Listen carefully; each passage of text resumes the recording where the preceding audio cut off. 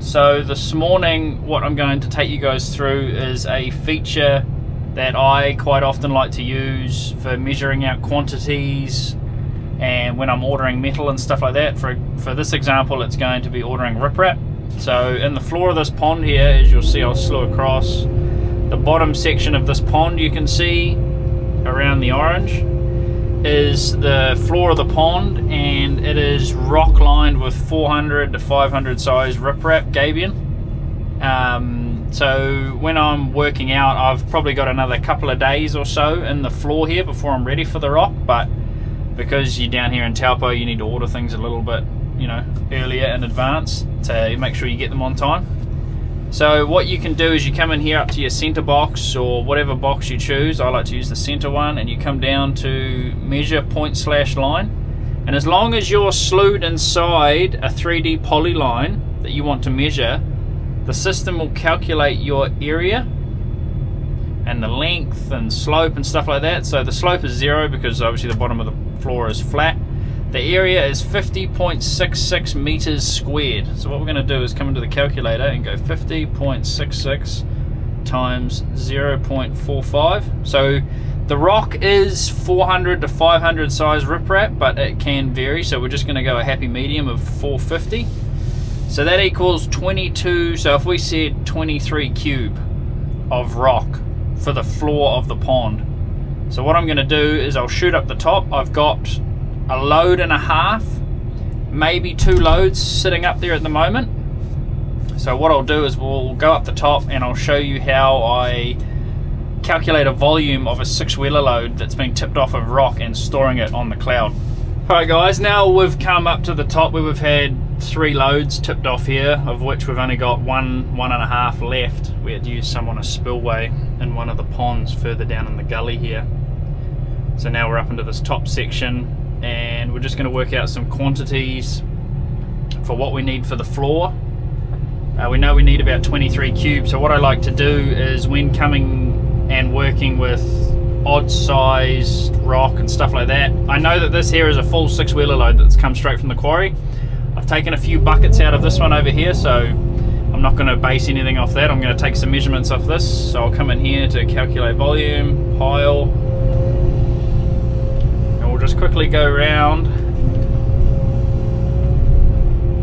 and shoot the toe of this pile like so. We'll change to the right side. You can see on the screen it's going to stitch all of these together, like when I start coming up here and shooting the rock up the top. It's going to stitch together a 3-dimensional pile to give me an exact amount on how many cube this pile is going to be loose, so I know how much I'm going to need to order to get us through to get the bottom of this pond finished. And it's just a real handy feature to use.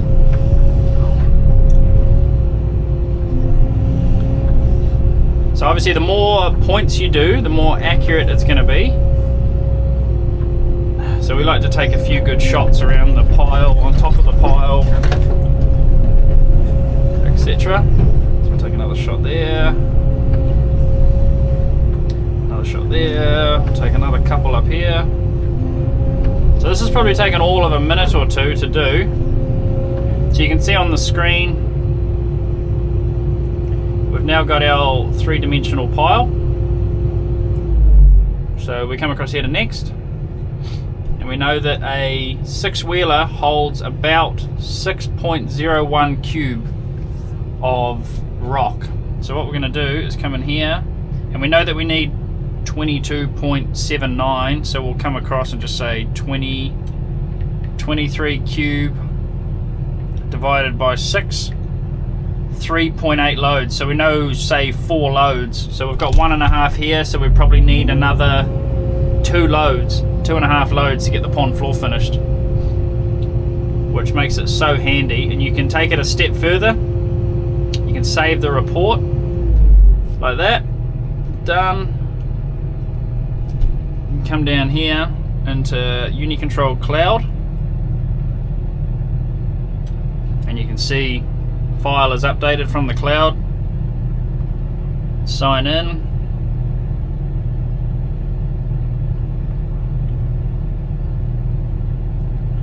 You'll see here the machine that I'm in. We'll select the machine. Come into the project that I'm working in. You can see volume reports here. Tap on that.